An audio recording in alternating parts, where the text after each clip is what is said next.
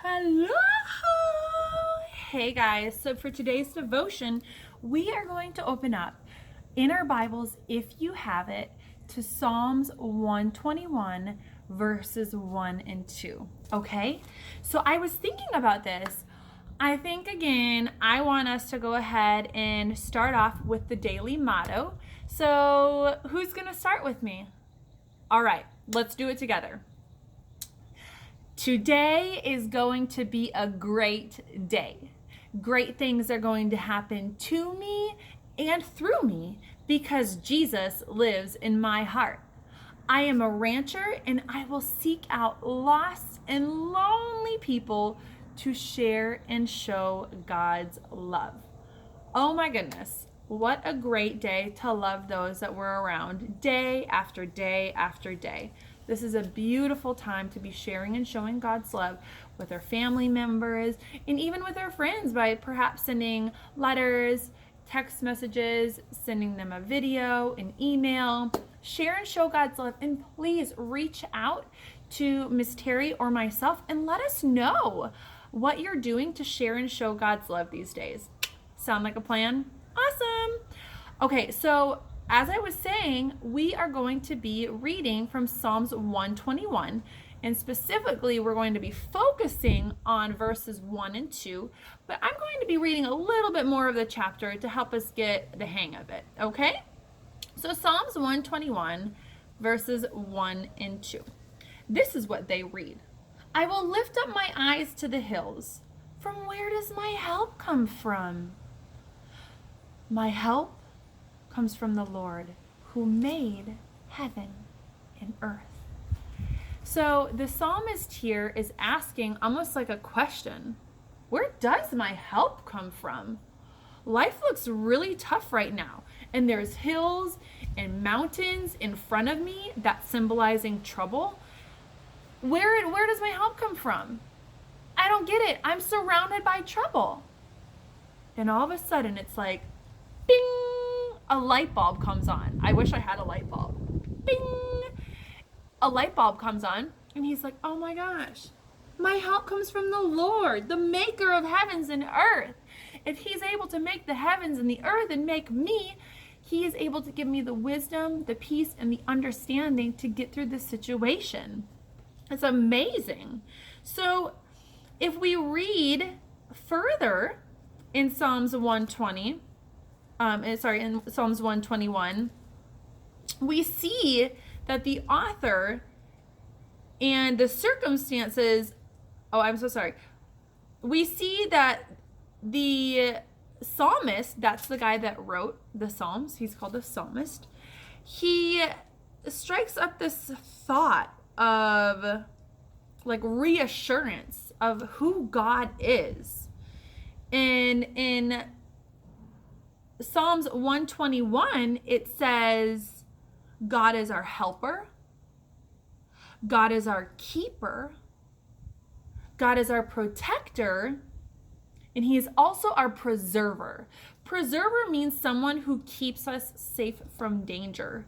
So let's read a little further in the Psalms to see if we can find where it is that it's talking about God being the helper, the keeper, the protector, and the preserver. Okay? Psalms 121, I'm going to start at verse 1 again. I will lift my eyes up to the hills. Where does my help come from?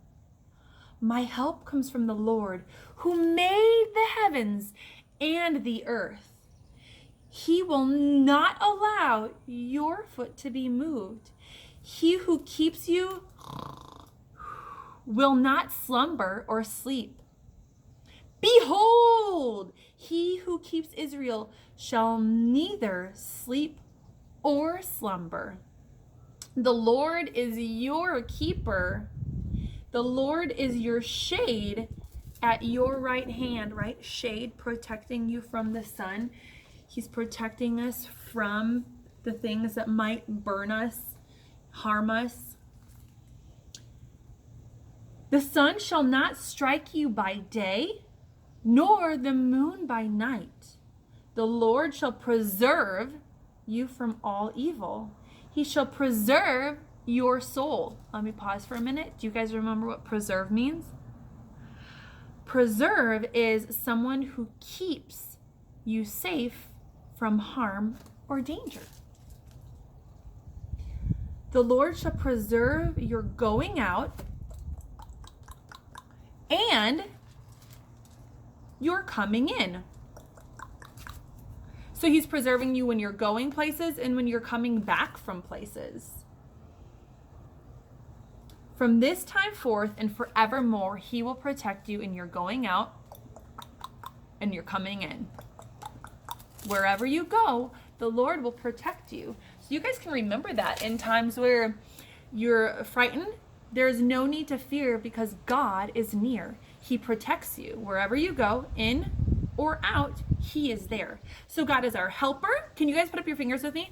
God is our helper, our keeper, our protector, and our preserver. So we're going to remember those as key points from Psalms 121. All right, so as a psalmist anticipates, that means as he's ready to go on this journey, as he's getting prepared to go on this journey through the hills of Jerusalem, his route is filled with anxiety and he seeks for help, perhaps looking around him. And then finally he looks up. And when he looks up, he says, my help comes from above. My help comes from above. It's not about the things that are in front of me, like these mountains and these hills, but it comes from above in this spacious place where there is freedom in Jesus because Jesus is up. So he looks up.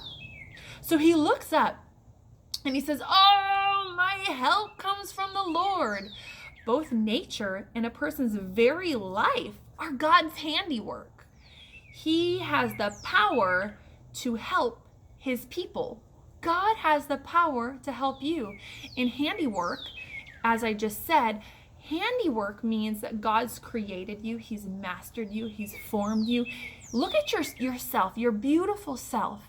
Look at your arms, look at your hands, look at your eyes, look at every part of you. Look at your mind, or think about your mind, think about your heart. Every part of you has been uniquely created by God because you're his handiwork. That gets me so excited. So let's go back to this. So Psalms 121. It says, I will lift up my eyes onto the hills. For where does my help come from? Not to the hills and the mountains of Judah. Looking about to see all of the things that are around him, he's seeing, oh my goodness, my help doesn't come from the hills. My help doesn't come from the mountains, but my help comes from God. It doesn't come from anybody. It doesn't come from any man. It comes from Jesus. So he sees that rather to the hills of Moriah and Zion, where the ark of God, the symbol of his presence and his peace was, he looks up to the symbol of where the presence and the peace of God is. And as we do, we look up to God. We look up, and that is a symbol of God. So the psalmist is lifting his eyes up. It's almost as a prayer. So sometimes we bow our heads, sometimes we look up. Prayer is just a time of surrendering and speaking and talking to God. So the psalmist, again, that means the guy that wrote the passage here in the book of Psalms that we're reading, he lifts up his eyes as a prayer gesture. And it's an expressive or a boldness and a confidence in prayer and a hope and an expectation that Jesus is going to answer him. So it's like, why so downcast, oh my soul? Put your trust in God. Don't be downcast, but instead put your hope up and trust when you pray. Don't look down at the hills or at the mountains with utter despair, but instead look up and look at what Jesus has done and look at who he is and what he's willing to do for you. So where does my help come from? Not from the hills and the mountains, not from man, For vain is the help of man. That means for a man, he is no help in comparison to the help of God. Yes, it's beautiful. We are a family here at Cornerstone, so we can help each other, and God sends us to help one another, to pray with one another, to support one another. And that comes from God. God sending us as a community of people to help and support. But most of all, we need to remember that we can disappoint each other, but God doesn't disappoint, because what His way and what His mind is, it's always good, it's always true, it's always pure, it's always noble. Everything that He does has a purpose and a meaning, even when we don't understand. So let's see here. Where was I? So the psalmist sees in the end that his help comes from the Lord. Where does my help come from? It comes from the Lord. Sometimes, when we are in the valley of despair, as the psalmist was in the last chapter, or in this chapter that we're reading, everything looks hopeless. This verse is about to answer not only for the psalmist that's in trouble, but for us, because in this life, through our valleys and through the times that are hard, or through the times where we see mountains and hills in our way, we're able to remember, where does my help come from? It comes from the Lord. So in this life, we are going to go through moments of disappointment, moments of despair, moments of disappointment, right? Right. So when this happens, it's important that we must always look up for help. We must always climb back up in this place of our mind, to allow our mind to look back up beyond the hills, beyond the mountains, into Jesus, because He is the one way. Let's look at something Jesus had to say about the very same thing in one of the other verses that we read about. In another verse from Luke 21, verses 26 and 28. 26 through 28. Men's hearts failing them for fear, and for looking after those things which are coming on earth. For the powers of heaven shall be shaken, and then shall they see the Son of Man coming in a cloud with power and great glory. And when these things begin to come to pass, then look up and lift your heads, for redemption draws near. So look up, because we are redeemed in Jesus. There is redemption in Him. So guys, in the end, we just want to remember, where does my help come from? Ask yourself. And as you ask yourself, if you're not sure, you can go to God's Word, because God's Word gives answers. It answers the questions that we have. Where does my help come from? Well, it says right here. The answer is here. Where does my help come from? My help comes from the Lord, who made the heavens and the earth. It says it. There's our answer. So I want us to remember today these 4 points. God is our helper, our keeper, our protector, and our preserver. He's got you, guys. Where does your help come from? It comes from God. Look up in bold confidence.